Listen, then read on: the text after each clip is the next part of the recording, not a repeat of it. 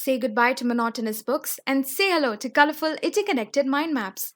In this series, we will quickly help you revise important concepts with the help of mind maps, which you can access later using our app.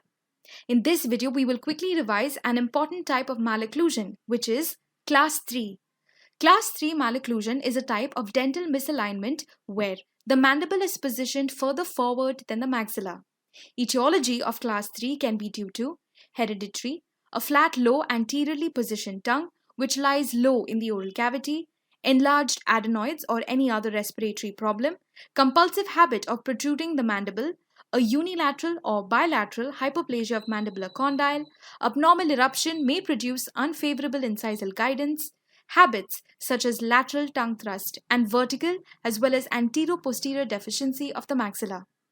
Clinical features of Class 3 malocclusion are varied and are extraoral features which include a straight to concave profile, anteriorly divergent profile, long face with increased lower facial height which may give a pointed appearance to the chin.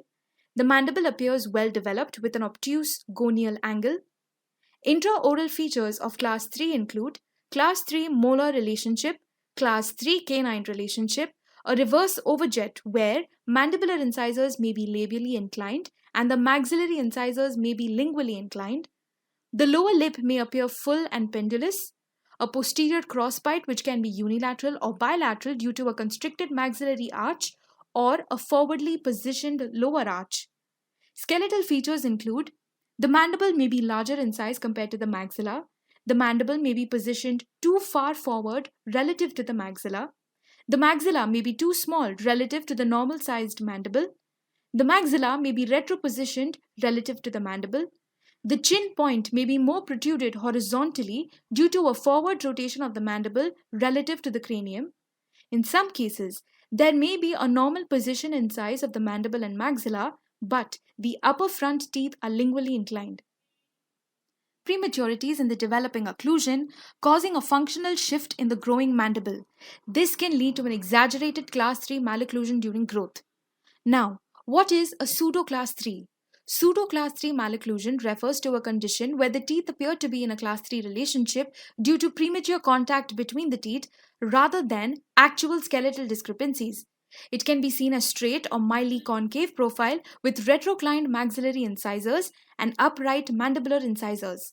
This can be caused by various etiological factors, including dental factors such as ectopic eruption of the maxillary central incisors, functional factors such as anomalies in tongue position, habits such as tongue thrusting or airway problems, and lastly, skeletal factors, which can be minor transverse maxillary discrepancy.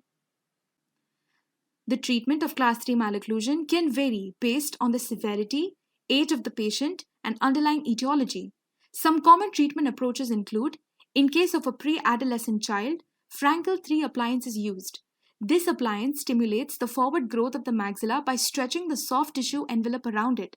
It prevents the mandible from advancing forward and encourages downward and forward eruption of the maxillary posterior teeth. The chin cup. This inhibits the forward growth of the mandible by exerting forces along the direction of mandibular growth. It rotates the mandible downward and backward, preventing it from going downwards. Anterior face mask exerts forward and downward force on the maxilla, promoting its anterior growth and/or rotation. It also causes a reciprocal downward and backward rotation of the mandible. Another treatment option is rapid maxillary expansion with anterior face mask. RME causes a downward and forward movement of the maxilla. When the mid-palatine sutures are split and the teeth are disoccluded, an anterior face mask is used to pull the maxilla further forward.